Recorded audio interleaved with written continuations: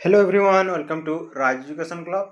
तो आज वीडियो रे आपण माने थंबनेल देखि पारले कि आउ थरे पुणी बढ़िबो दरमा कहिकी कहउछंती। ओके सेटा केते पर्यंत सत आज वीडियो रे हमें आलोचना करिबा। ओके तो चैनल रे जदि नुआ अछन तो चैनल को सब्सक्राइब करंतु, वीडियो को लाइक और शेयर मध्य कर दियंतु। ओके यदि चैनल को सब्सक्राइब करबे तो आपण माने प्रतिदिन एमिति खबर गुडा को जानि पारिबे। ओके प्रतिदिन हमें एई चैनल रे सकाल 8 टारे गोटे वीडियो अपलोड, तापरे मध्याह्न 1 टारे गोटे और संध्या 6 टारे गोटे वीडियो अपलोड करूछु।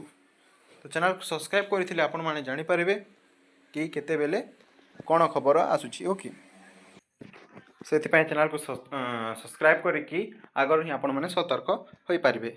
तो सेति पय चैनल को सब्सक्राइब करंतु, वीडियो को लाइक और शेयर मध्य कर दियंतु। तो आज रो टॉपिक रहिची आपण माने देखिले कि अंगनवाड़ी कर्मी को बढ़िला दरमा, जोटा कि आपण माने ए स्क्रीन रे देखि पारुथिबे कि आउ थरे बढ़िबो अंगनवाड़ी कर्मी को दरमा बोली कि कह जाईछि। ओके तो सेटा केते पर्यंत सत तो देखंतु, बहु दिन धरी अंगनवाड़ी कर्मी माने तांकर धारणा जारी कर रखिथिले। ओके तो सेही धारणा को सरकार बेसी मान्यता दे नथिले, जोटा कि नवीन सरकार प्रायतः 10,000 पर्यंत दरमा वृद्धि करथिले। तापरे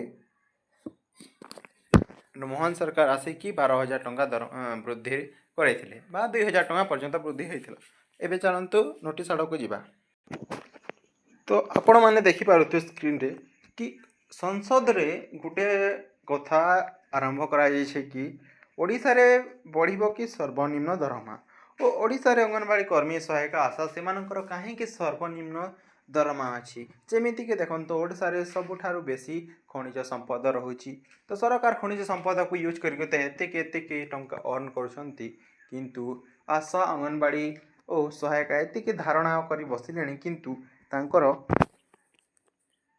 दरमा वृद्धि होई नाही। ओके तो से पैसा कहीं से वृद्धि करी पारु नाहंती कहिकरी से मानकर अपोजिशन पार्टी सेटा आरंभ करनी।